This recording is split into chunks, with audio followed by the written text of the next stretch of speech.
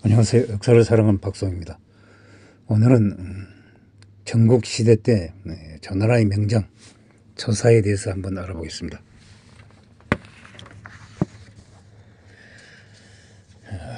조사는 전국시대 조나라의 장군입니다. 조나라 말기에 활약한 대표적인 명장으로서 손꼽히며 조가르의 아버지로서도 유명합니다.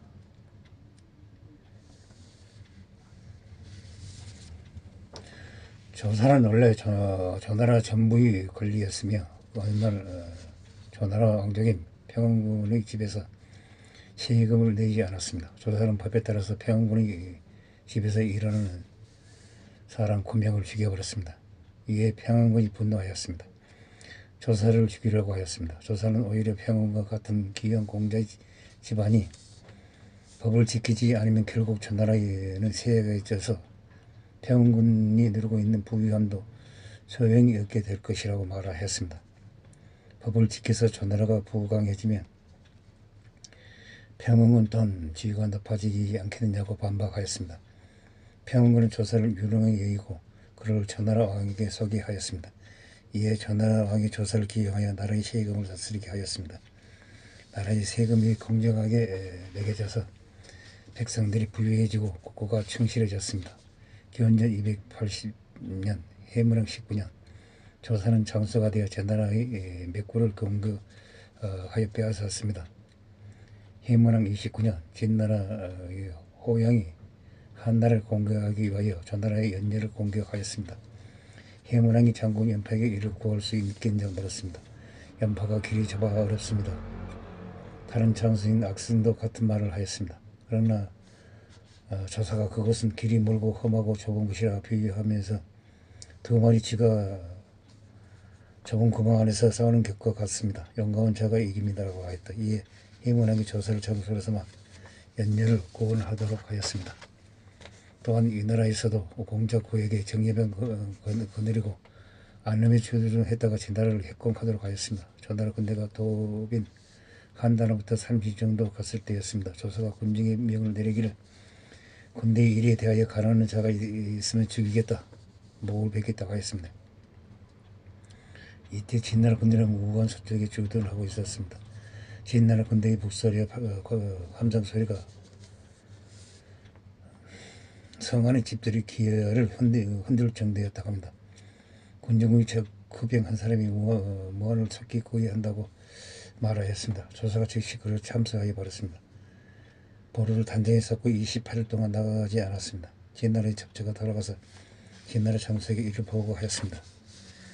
진나라 장수는 한단에서 30리를 떨어져 있는데 군대를 움직이지 않고 보루만 쌓고 있다고 하니 연년은 이제 조나라 땅이 아니다 하며 기뻐하였다고 합니다. 진나라 첩자가 돌아가서 요사는 군사들에게 갑옷을 벗게 하고는 석기에 진군하여 1박 2일 만에 도착하였습니다. 조사가 곧 연야에서 50리 떨어진 곳에서 활을 잘 쏘는 군사들을 배치하고 보호를 쌓았습니다. 진나라 군대도 우천보장을 하고 진군해 왔습니다. 이때 군사 중 한 사람이었던 허럭이라는 사람이 말하였습니다. 진나라는 설마 조나라의 군사가 왔을 것이라고 생각지 못하고 있으니 그 기세가 살아올 것입니다. 장군께서는 힘을 집중하여 진지를 단단히 지키면서 기다려야 합니다 하고 관언하였습니다. 그렇지 않으면 전역에서 우리가 진다고 말했습니다. 또한 먼저 북산을 정상을 차지하면 이기고 늦게 도착하면 피한다고 말하였습니다. 조사는 허락을 벌하지 않고 그 말을 받아들여 진나라 군대보다 한발 앞서 산을 점령하여 버렸습니다.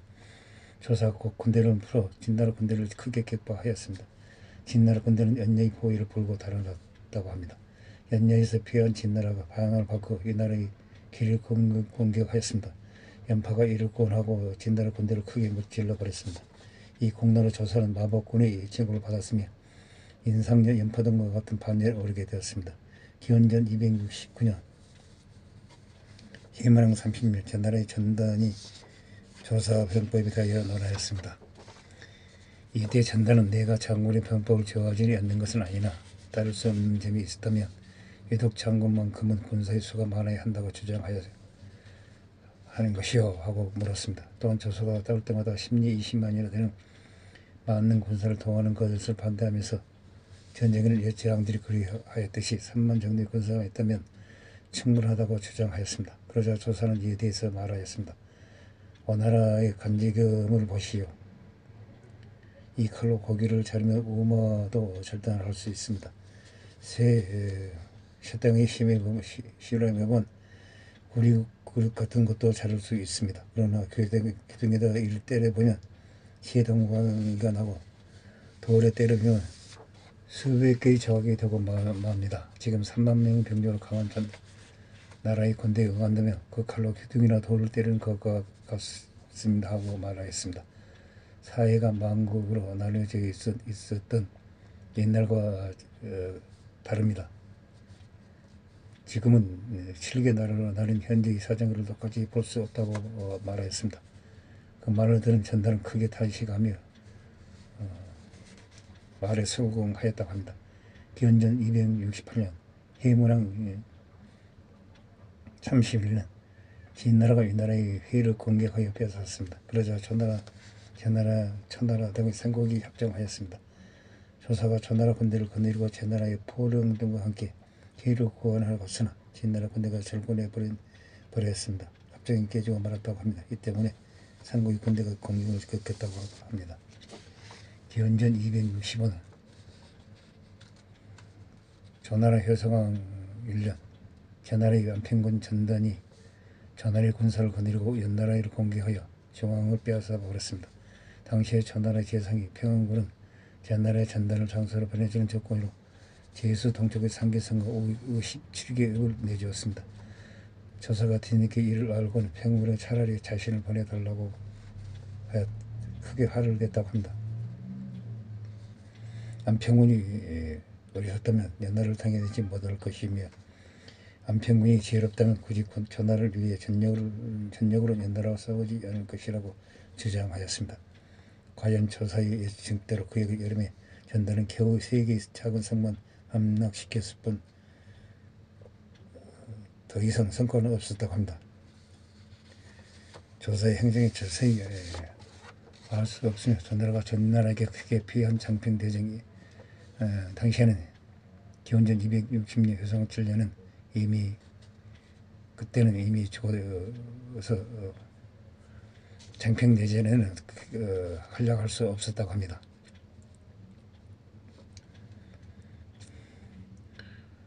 기원전 260년 효상 7년 이미 조사는 죽었으며 그의 아들인 조갈이 어렸을 때부터 병법에 능통하였으나 아버지 조사는 그를 탐탁지 않게 여겼다고 합니다. 조갈은 아버지 마찬가지로 장수가 돼서 연파를 대신하여 장평대전에서 조나라 군대를 지휘하였으나 진나라의 명장 백기에게 크게 패하여 죽었습니다. 호환의 정치가 있던 와원은 조사의 후손이라고 합니다.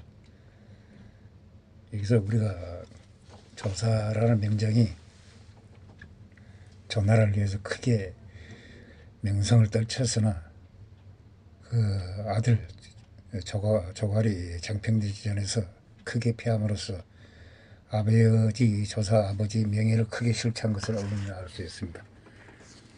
네, 병법은 말 대신 행동입니다. 우리가 조사인 유능함을 알게 되었습니다. 이상 조사에 대해서 이야기를 마치고자 합니다. 항시 부족합니다. 용서 바랍니다. 감사합니다.